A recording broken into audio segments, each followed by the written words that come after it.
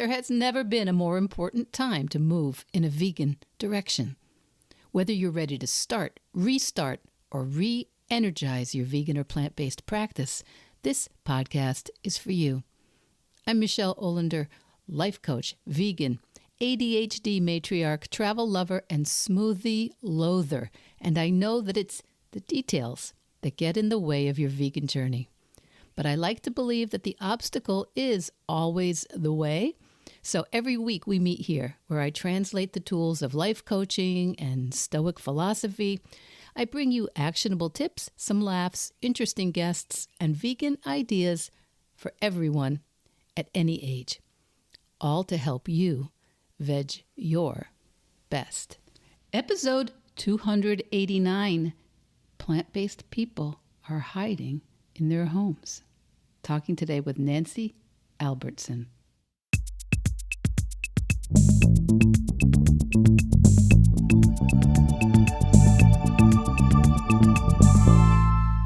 Hi kids, how my veg your besties? It's Michele, and today is honestly a real pleasure for me and a long time coming. You're going to meet Nancy Albertson, my VA, my virtual assistant, and my behind-the-scenes right hand from the very beginning of this whole business adventure.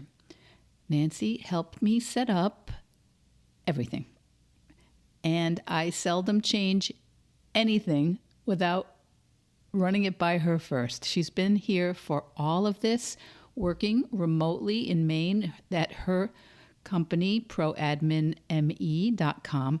But mostly along that way, unbeknownst to me, Nancy was moving in a plant-based direction herself.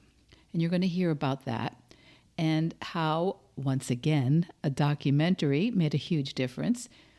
But over the 5+ years of wanting to introduce Nancy to all of you on the pod, she mentioned recently that she was presenting a talk at the Rockport, Maine Public Library. And I said, oh, come on, please come on the podcast and talk about what's going on in your work. So you're going to hear what made Nancy start being a more public person and how she realized she wanted to create community for all those plant-based people hiding in their homes. So in addition to being an invaluable professional virtual assistant and creating the Plant-Based Maine community on Facebook and learning and supporting more and more about plant-based programming in her community, Nancy's going to bring her cool, unflappable style to Veg Your Best this week. The perfect collaborator you're going to see from my very uncool and very flappable style. And I think you're going to really love this and be inspired in your community too. Okay, I'll see you on the other side. Well, this has been a long time coming. Nancy Albertson from ProAdmin Virtual Assistant Services, and like my right-hand sister, welcome to Veg Your Best. Hi, Michele. Thank you. Fun to be here. Good. I'm glad because everybody, I think I've told you in the intro, I didn't know whether to really bug Nancy to come on or not, but I'm really glad you're here, Nancy, because over 5 years, you've been helping me with my work, the way I veg my best. But I learned recently that you've got a lot going on in the way you veg your best up in Rockport, Maine. So tell me a little bit about what brought you into Veg Your Best orbit. Well, Michele, hey, I think you found me through a mutual source. We had a mutual contact that suggested my services to you as you were starting up your coaching business. And I came on to help you with your website and get things set up for you. And you continued on to find your focus, I remember, and where you wanted to focus your coaching on. And it went into this vegan direction. And then I vividly remember the day I got a text from you one summer and you said, okay, are you ready for the big ride? I'm going in. for the podcast and I'm going to keep doing it. And I said, okay, this is it. I couldn't have done it without you. I really mean that because um, it's not my skill set. It's not my strong suit. And without you, I would have been very lost. And that's very true. I reached out to my college alumni associations, asked for people who had recommendations. I assumed I'd be hiring a smithy, but in both cases, a smithy reached out to me and found me Charlie Weinshank, my sound editor, and said, "You need to talk to Nancy Albertson," and gave me your contact. And I haven't done a thing without you since. And I was very grateful for that connection and really have enjoyed our relationship these past few years. Yeah, it's been fun. And the other thing is I didn't know particularly, I think you may have mentioned something about being moving in a plant-based direction or something, but I don't remember you really saying anything specifically about that at the time. Or I thought, oh, she's just being supportive of my mission. Maybe you did say something and I thought, oh, she's just being, a lot of people will say, oh, I don't really eat meat, or I'm in that in a similar vibe, and they're just being friendly. But you, over the last 5 years, have really taken your personal approach to plant-based eating and a plant-based lifestyle to a really personal effect. Yeah. Well, I think that I started my journey basically right around when we started working together. So it was a bit serendipitous. I personally, I don't know if you want me to Yeah, tell the I want to know story. what got you there. Okay. What got you there? Because Yeah. the listeners can't see, but we are of similar age. Yes. Similar. We're in the fun years, Yes. right? Yeah. With adult children, and you have a grandchild. Grandchildren. Yeah. Yeah. Well, I initially got into the plant-based journey because my husband had recently had stent surgery. And at his rehab program at the local YMCA, they suggested that he watch the Forks Over Knives movie. And I remember watching it one time with my husband, and then a few months later, I watched it for a second time. And literally, I think a switch went off in my brain. And I said, that's it. I'm doing this. And I started with a Forks Over Knives plan and recipes and did a lot of reading. And then just pretty quickly, I would say, started adopting the lifestyle. The documentaries, I think, have made more inroads in the last 15 or so years than anybody, I think.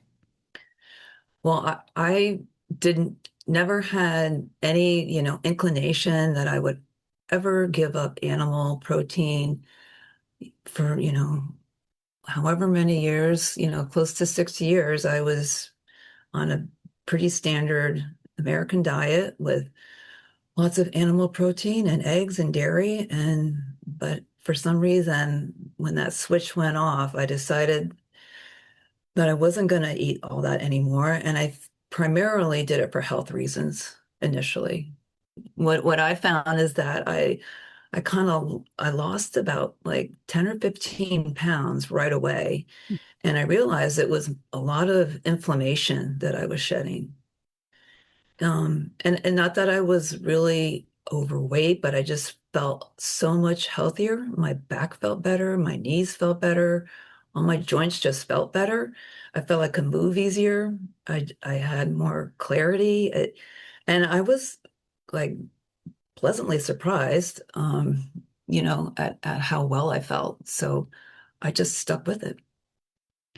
Well, you sure have stuck with it, and you've now one of the things we're going to be talking about towards the end is we're going to be talking about how you are sharing your own journey and what you've learned to try to make maybe to support other people who are a little bit moving in that direction. Now, I think you and I both admit to eating everything.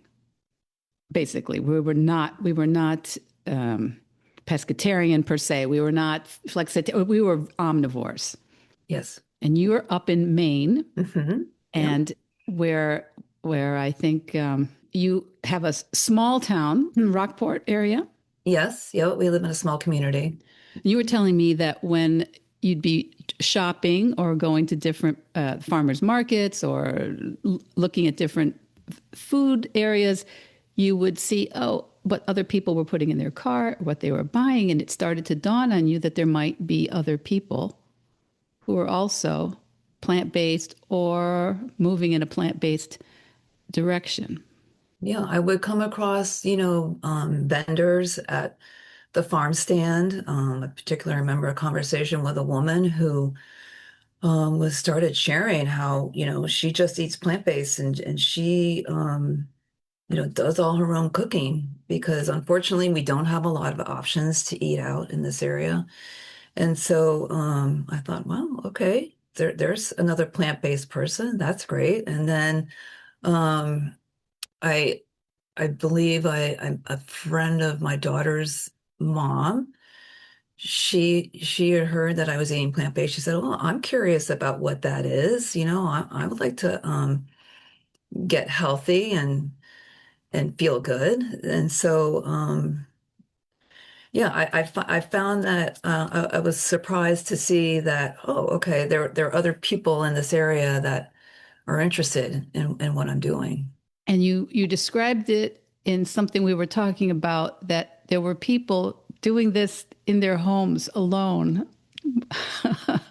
I just thought that was such a strong visual. People trying Mm. to be plant based inside. Yeah, they're stuck at home being plant-based and I had this sense that, well, we should be creating some community around this. And creating the community is gonna provide support and allow people that feel like they're doing something right to encourage them to continue and feel that it's okay. Because sometimes you feel like, well, I know that, we're not the norm or we're not the majority, and it can be hard to be in the minority living this lifestyle.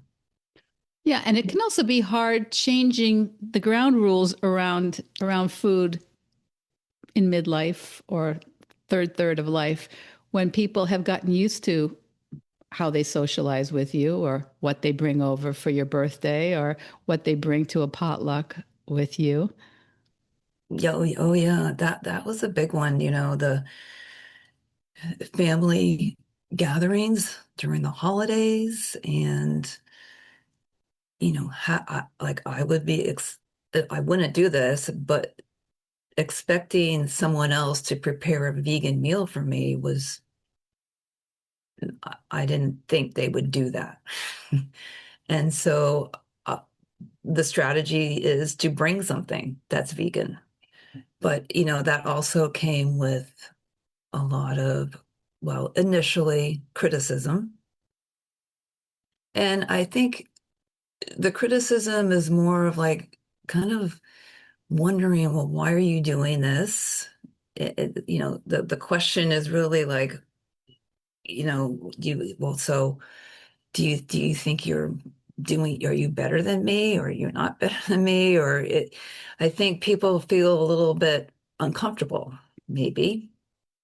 But now I have to say that after, 6 or 7 years of doing this, people are very now, um, well, they're accepting and they know now. And it's just like, well, the Nancy is a vegan and we're gonna accommodate, her needs. So it's taken a while to get there, though. Well, a couple of weeks ago, we had the comedian and the writer commentator Athena Kublenyu on the podcast, and she talked about. I was saying, how did you start with stand up comedy as an adult? And that is I think, many people's idea of death is preferable to standing up in front of people and try to make them laugh. And she talked about you do it 50 times, and after you do it 50 times, it's just this thing that you do. And I think that happens for a lot of us. I think you also, I'm not I think you're also a little bit of the introvert, small s stoic tribe that you are used to taking care of you and also everybody else. And it can be kind of hard to just, stand up and say, no, no, I'm doing it differently. It is hard. To bring that attention to yourself is hard. Yep. But practice of just saying it and doing it, does it turn everybody around? Maybe not. But what it does is it works over time for people to respect your choice in general. Yes, they start respecting your choices. And which leads me to the fact that your podcast and your coaching has helped me on this journey as well. Mm. Because you've given strategies for, how to be around people that might not be so accepting or that might be challenging your views and preferences. And I always felt that what I was able to get some good coaching from you. And that's via the podcast. That Oh was not yeah. one-on-one. No. Well, that's why we do the podcast, is really because I just think so many people just need someone to keep saying it over and over. You got this. You got this. You're not doing it Yes. wrong. Yes. Very helpful. Thank you. Well, yeah, I'm not looking for a thanks. I'm thank you for thank you for everything. But Yeah. thank you because now I know. Well, so before you even started creating more community in your area, you went through your own kind of certification. Yes. I did a certification through the Food Revolution Network, and it was a 6-month online program. I was part of the second cohort. And this is through Ocean Robbins, his father, John Robbins, who passed last year, leads this nonprofit, or I don't know if they're nonprofit or not, but the Food Revolution Network is kind of like a Forks Over Knives network. They like to promote, actually, one of their missions is to get more education in the medical community, training and education. To get more nutrition education. Anyway, so I started this program and it was fantastic. I think we met once or twice a week for 6 months. There were three different pillars, and there was the medical pillar. A bunch of the prominent plant-based docs came on and talked to us. We also got some coaching on being a coach. So some of these people were going to go on and become plant-based coaches and support people that want to move into a plant-based direction. I decided that I was going to use this to support Michele and also to create some community outreach. And this program gave me the confidence to go out and do that. Mm-hmm. No, I think so much of what, for me, I tend to use the term veganism, plant-based, um, the kind of the 2026 or mid 21st century veganism, I think is really about normalizing the behaviors so that people can figure out how that actually works in real life. And I'm all for all the idealism, but I love these different programs where people are really trying to show you, how does that work on Tuesday morning? How does that work on a holiday weekend when the stores are closed and your aunt made you something, and all the real life vegan out in the wild decision making. So what were some of the things that they talked about in the program that helped you create strategies and tactics? Well, I think number one, it was just getting some really good basics on, how plant-based lifestyles is really beneficial for health reasons. Our diet is a, you know, causes cancer, and moving to a plant-based diet can support people on weight loss programs, or on if they're struggling with type 2 diabetes and heart disease, breast cancer. There's a lot of data, there's a lot of information out there that really supports a plant-based diet for health reasons. And then I think that also that the support to actually, get out into your community.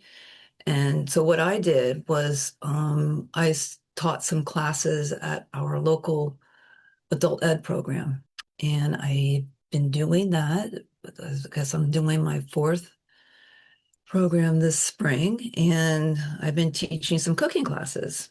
And so I thought, well, that would be a really fun way to just be really informal and, get people to come together around making a meal.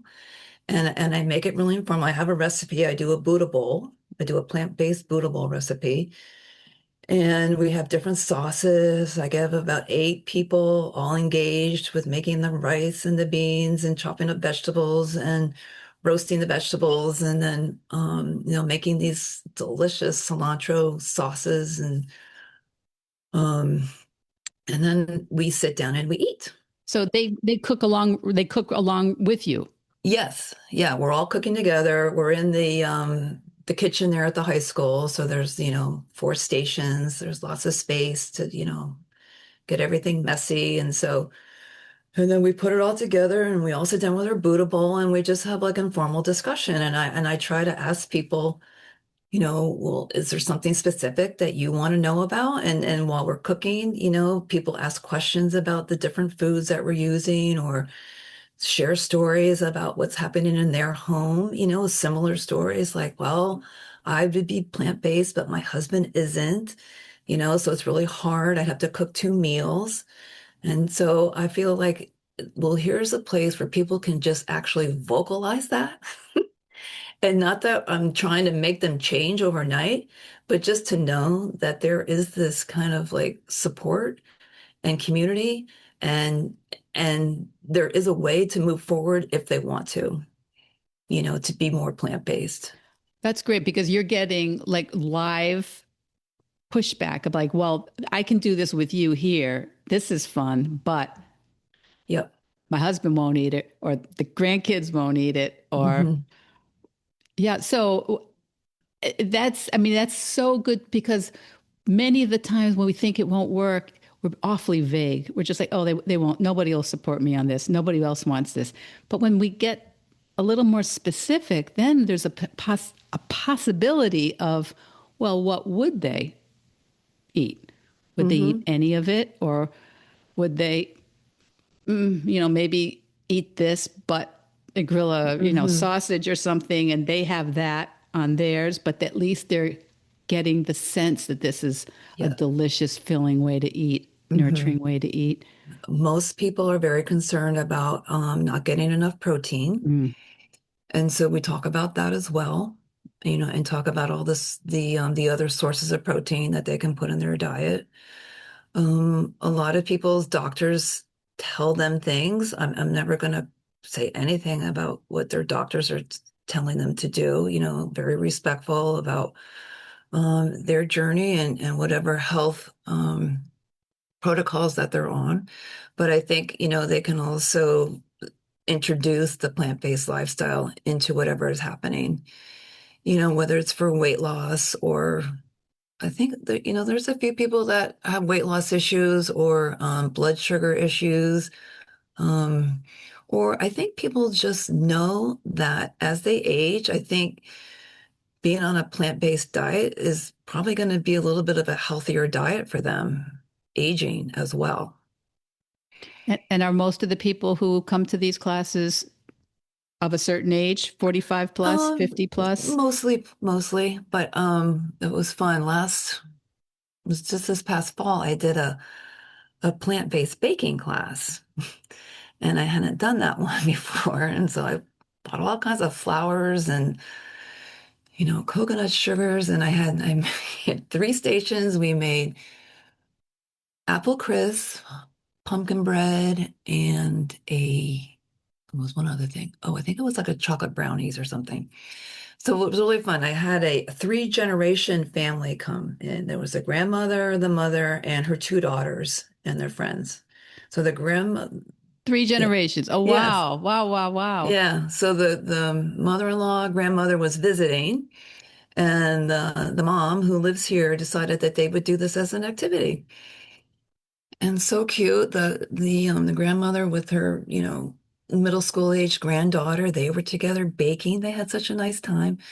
And I think that, they were not necessarily looking to go all plant-based, but they definitely learned something about how to substitute ingredients for, healthier ingredients into baking, egg substitutes, oil substitutes, or, making it just a little bit healthier. I mean, that's just got to be great. And sometimes all we're doing is we're seeding the future, right? We're just sowing Hmm. seeds, and other people will water it. Other people, other information will fertilize it along the way. So Yeah. now tell me quickly about the baking. Had you been using, so did you use flax eggs, or did you use egg replacer, or what did you use in those? I don't think I think the recipes that I had didn't actually need an egg Okay. replacer, because I try to basically cook with a vegan recipe, but I know that you can sub in on a normal recipe, different things. But I would probably use a flax egg. I have done it, and I feel like I wasn't a great baker to begin with, so I'm very you may know this about me, Nancy. I'm a little on the ADD. Like I am almost incapable of doing the same thing twice ever on anything. Nancy's my coach. She talks me off of a cliff Oh, all the time because I just honestly, she doesn't get my information the same way two times in a row. But so baking requires, I think, repetitive behavior. I felt like the baking is definitely something I'm coming into in these later years here on my journey. It wasn't something I dove right into because I'm not really a big baker either. But I think it's really fun to be making these vegan baked goods because I do like a little treat here and there. Yeah, and what a nice invitation to the rest of the world to have I mean, apple crisp. That just sounds Yeah. crisp or crumble. Did you say It was a crisp, I crisp? believe. I don't Yeah. really know the difference, but they're all good. I think they're very similar. Yeah. So you went through this certification. That was 6 months. Part of Hmm. it was encouraging you to share some of what you had learned with Yes. in another format. Hmm. And did you run into anybody who was just like, no, that'll never work?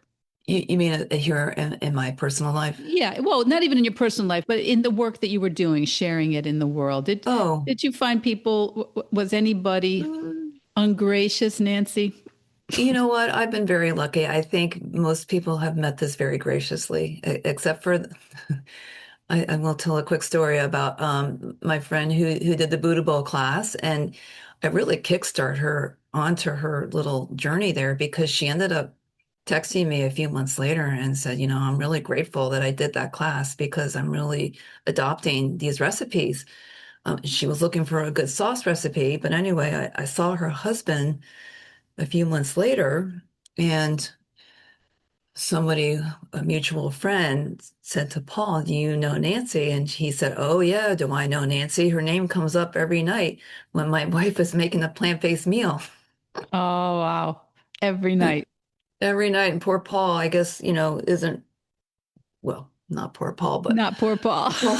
Lucky Paul getting a Paul, plant-based meal every night. lucky Paul has to sneak off at lunchtime to go get his Subway sandwiches, I guess. Okay. Well, he has to work a little harder for it. Maybe he'll appreciate it a little bit more. That's so, Yeah. it is such a thing because the both of us came to this lifestyle after many, many years. We've raised our kids eating animal products, right? Both of us. And what you don't think you when you don't think about something, you don't think about it. I mean, it's true. You just don't think about it Right. in a certain way. It's why I do this work because I think it's wonderful to have someone help you with the details of the food. But for me, the food was never the barrier. The barrier was thinking that I could live that way and have my life without just completely making my life smaller in some way or less Mm. connected in some way. I mean, I give ourselves a lot of credit for sticking to this because it's not easy. I'm not going to say that it's easy, but I feel that the rewards are just incredible. Yeah, and it depends how you like easy would be like to never think about it, right? I mean, easy. I think that the biggest challenge for me is the social aspect. That's a hard one to get through. But once you're through it and you've been accepted as a person who has adopted this lifestyle, it's much better. Yeah. I think there's a little hurdle there. Yeah. Yes, and I think would those hurdles be there on any other topic, do you think? There could be. As you say, the way you go vegan is how you do anything. And the way you annoy a vegan, you would figure out something else if that disappeared, I think too. Yeah, it's interesting. It's interesting. We have a culture right now that is not maybe as supportive of each other Mm, as I had hoped back when I was a yeah. young woman in the 70s and 80s and 90s. But Mm, anyway, so now you are doing, so you did the adult education classes, and now I think before this podcast airs, but you will be doing something with the Rockport Library. I am. Tell I'm me all doing a about that. sure. So I was asked by the program director over there if I could come and do one of their weekly talks. It's on Wednesday, and she is having a health theme for March. And the theme of my talk is going to be plant-based curious. So my approach when I do these presentations, I'll have a PowerPoint, probably about 40 minutes of talking about what a plant-based lifestyle looks like and how if you wanted to get started, some easy steps to ease into a plant-based approach. So yeah, so now there's flyers around town with my picture on them. Wow, local celebrity. Yeah, and I'm a little nervous about this one. The library gets a bunch of people that show up for these talks. It's in a beautiful new library. We have a beautiful community room with a lovely podium and a big screen for my PowerPoint. So I'll probably know most of the people that are there. Do you think that's worse Yeah, when you know most of the people? I mean, it'll be fine. And then I'm supposed to also bring a bunch of snacks, vegan snacks. That's the pressure. That's the pressure. Do you know what you're bringing yet? No, don't. I'll probably bake some things. I'll probably bake some pumpkin bread, something easy. Hmm. I think, we'll do the vegetables, maybe a dip, some sort of a hummus dip. Um, I don't think I'm going to be baking any big savory dishes, but I think part of the examples I'll have on my PowerPoint will be, what does a breakfast look like? What does lunch and dinner look like? What are some easy substitutions that you can make? What's a good first step? If you wanted to start this, and I would say to them, a good first step would be just to substitute one of your animal protein products with some beans or with some tofu. And what about the people who go, this, I'm making a scrunched nose face. Mm, If you, well, how do we talk to them? I love beans. I mean, I love beans yeah, and I've learned to love tofu. Um, yes, part of tofu is practice. you're absolutely right. I feel the same way. It's taken a while to get to the tofu love going here, but I think that seasonings, herbs, and spices are a really big help. Having a flavorful plate of food keeps it interesting.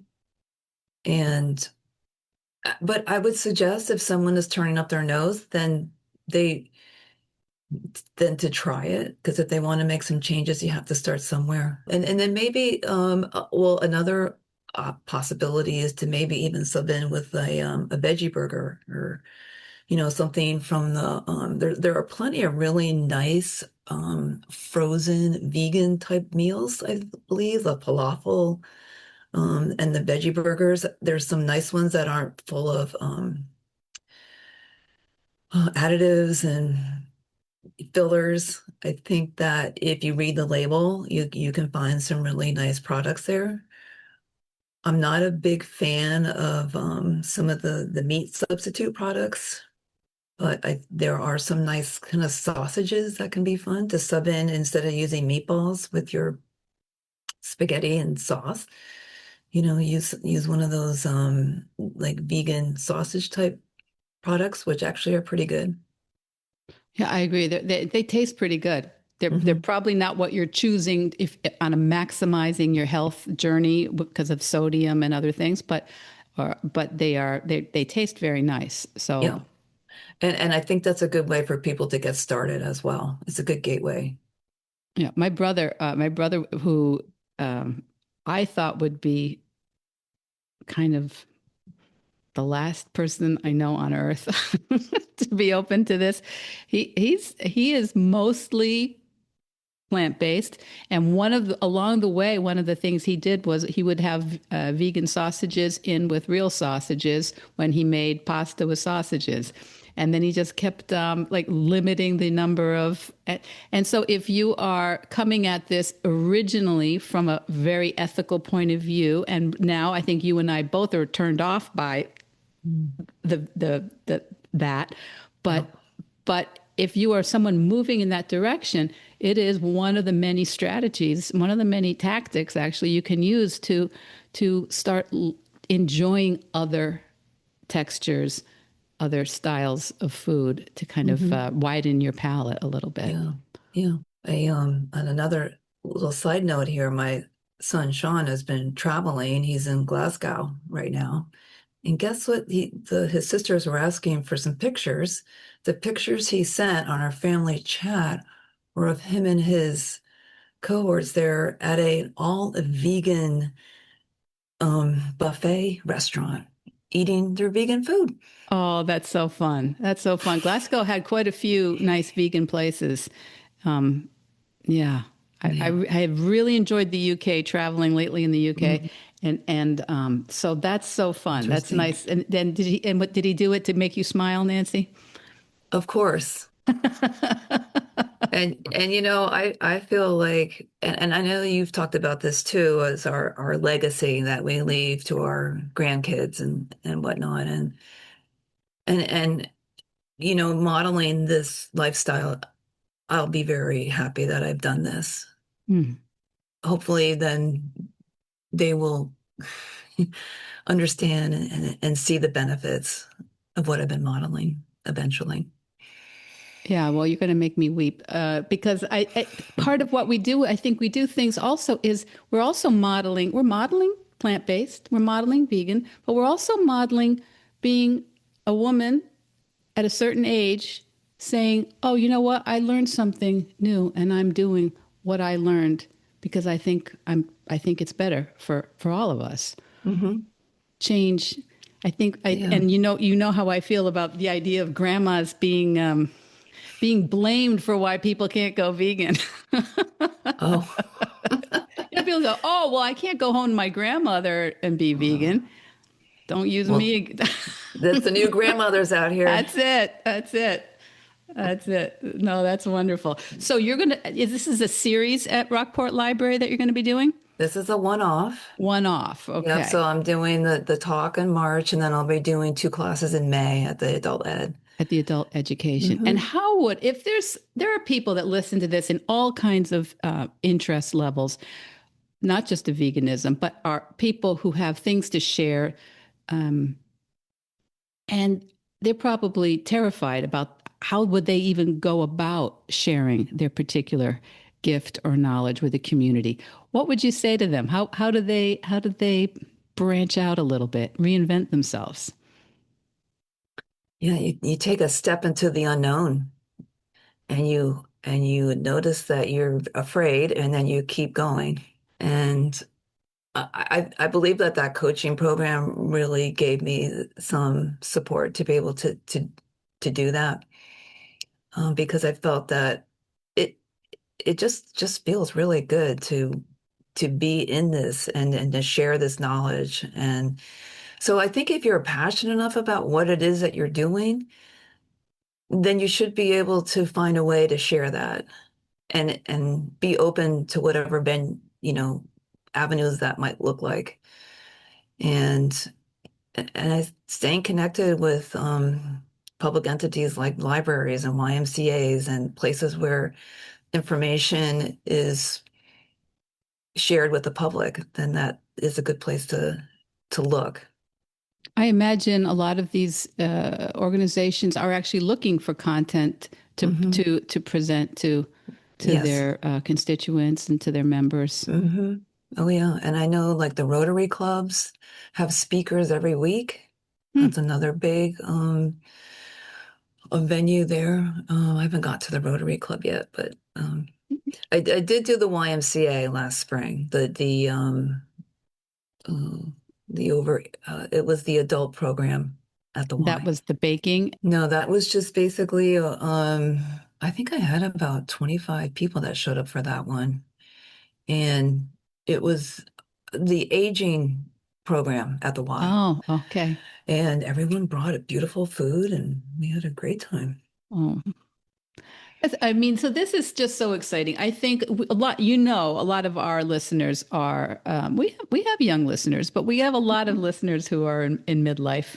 And some of them are all in on veganism, but a lot of them are excusitarian, as I used to be for many years. And so they're trying it on. And I just wanted to make sure that we featured you, Nancy, not just because I just want to thank you in front of everybody for everything you've done for Veg Your Best, but because I think you're such an example of somebody continuing to reinvent herself in the world with the things that interest you and with what has worked for you.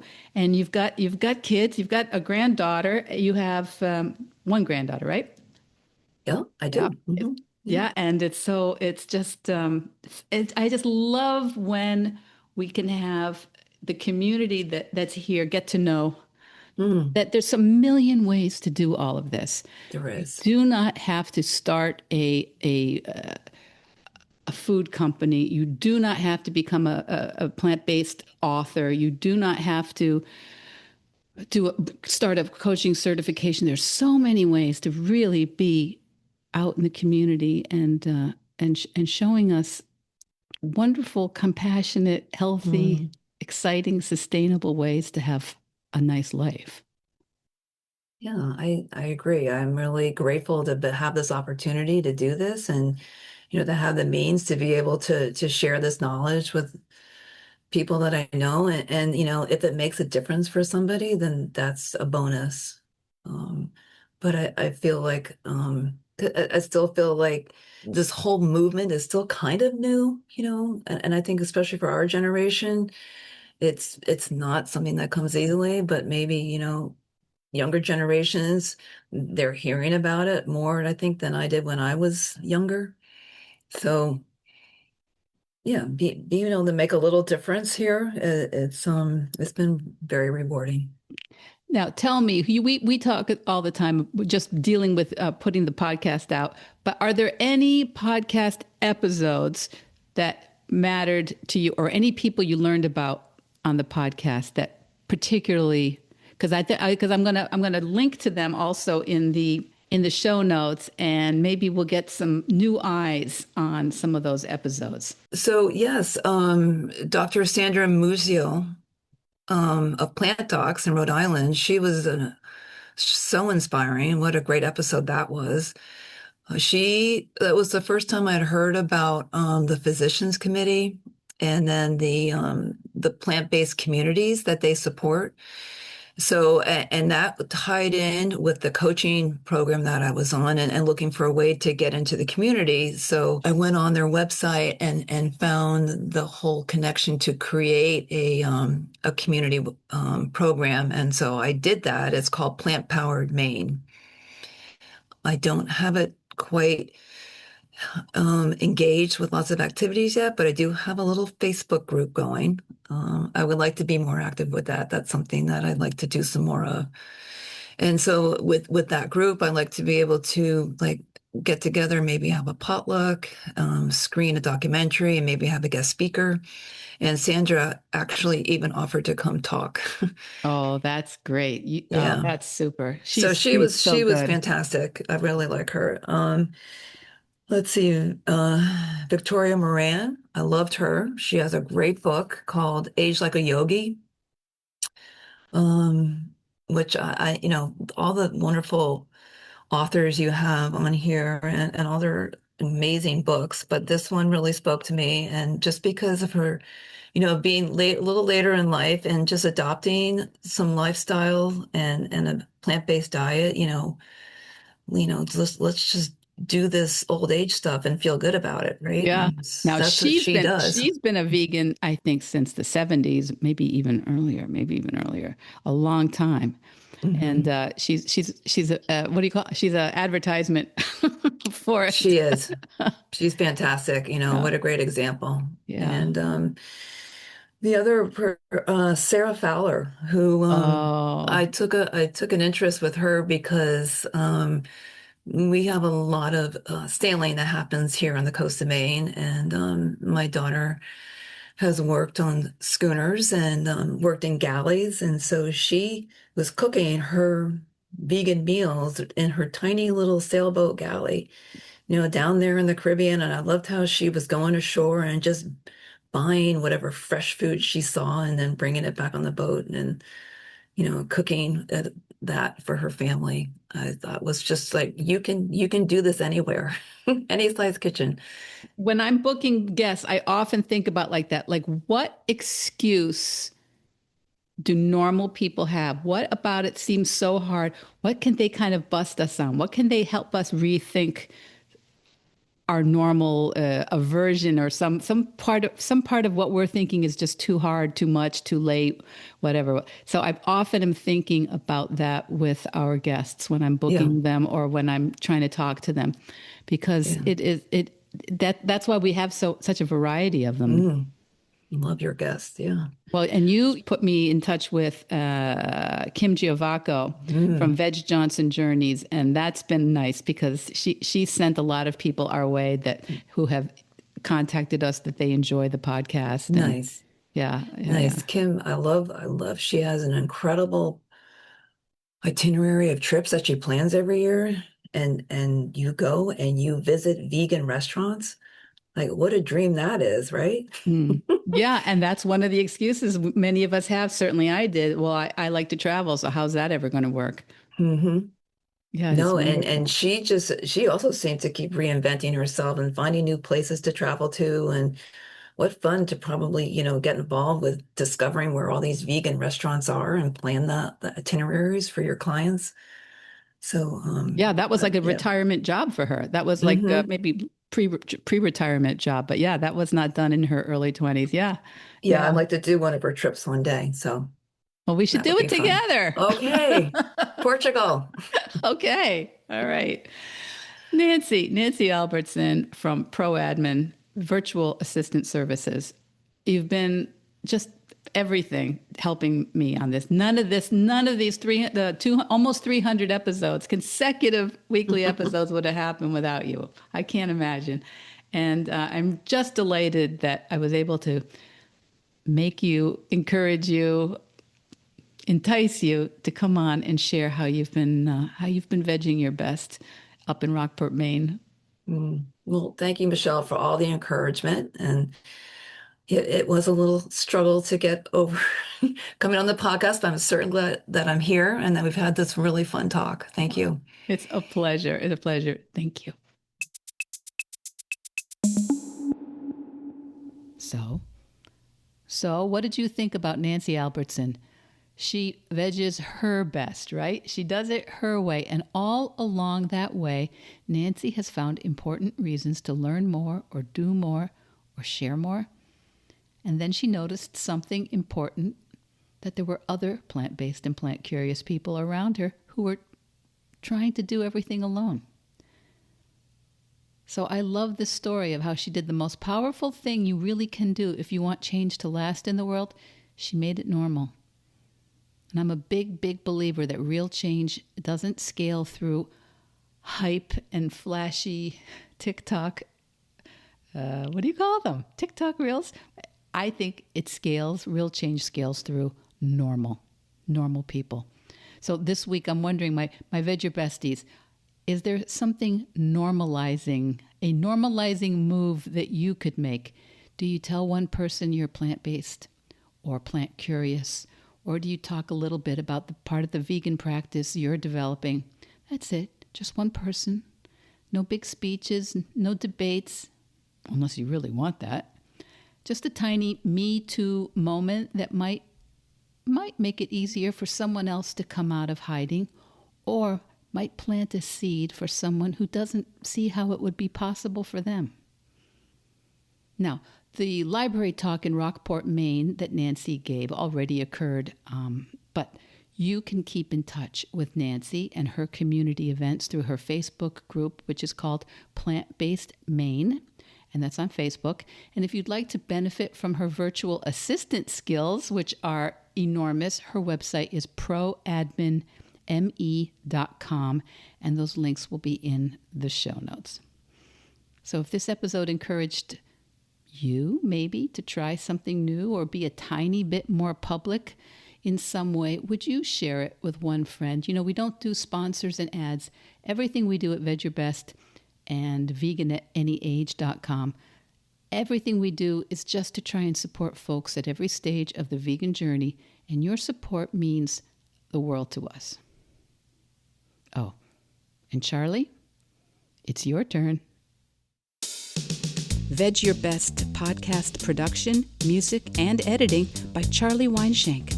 Thanks, Charlie. Before you go, it would mean so much to me and the Veg Your Best team if you would hit subscribe, leave us a 5-star review, or share with someone you think might be interested. Something about algorithms, it helps bump us up a little in the rankings, and that's the best way to help others find the podcast and for us to find our audience. So, until next week, make it easy and veg your best.